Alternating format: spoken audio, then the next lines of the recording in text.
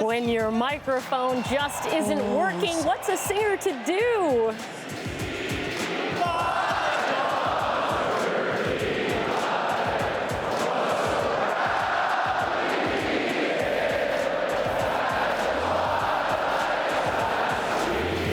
Well, there you have it. Country music star Brett Kissel was supposed to sing both anthems when the Oilers hosted the Ducks on Sunday, but when his mic failed, he gestured to the crowd to join in for the Star-Spangled Banner, and 18,000 plus Oilers fans just started singing.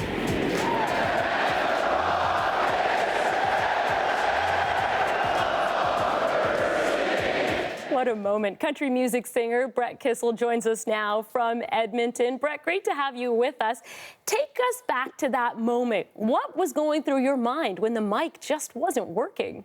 You know, it was such a moment of panic for me as an entertainer. You know, I've been through technical glitches before over the course of my career, but you go through something like this and the magnitude of playoff hockey in Edmonton, such an important song.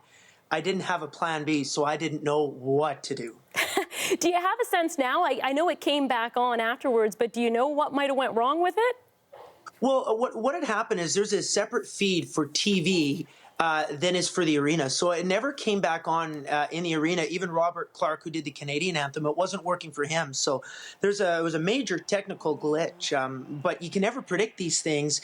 And I'm just so proud of the fans in oil country as Canadians in Edmonton to bail me out, because it could have been one of the biggest anthem fails of all time. And it turned out to be a magical moment.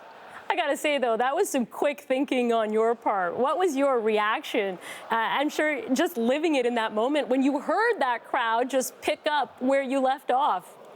It was unbelievable. It's hard to really describe it because it was so magnificent. You hear more than 18,000 people singing along.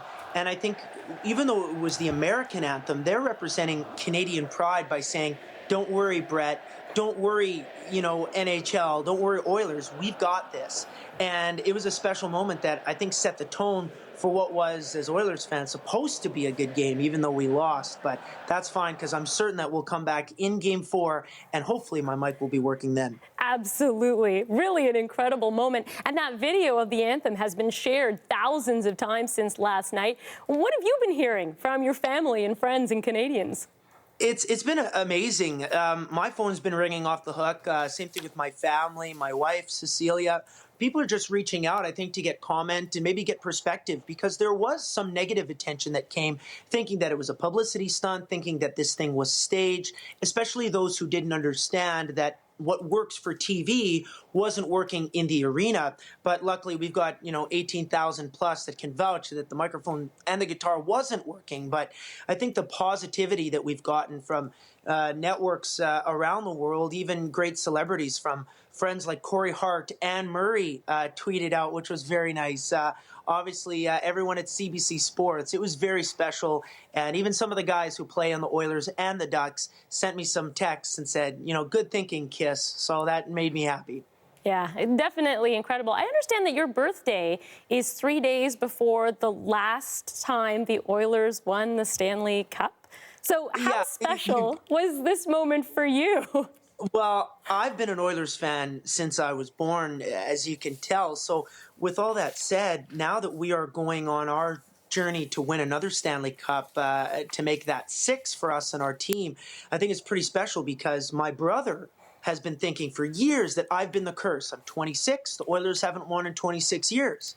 But my wife and I are expecting a little baby. My brother and his wife had a little baby during the playoff run. So we think that maybe our kids will reverse the curse and bring the Stanley Cup back to Edmonton. Yes, breaking the imaginary curse. Well, last night was definitely a bit of magic that can hopefully do just that. Brett, thanks so much for taking the time to speak with us. We really appreciate it. Well, thank you, and go Oilers.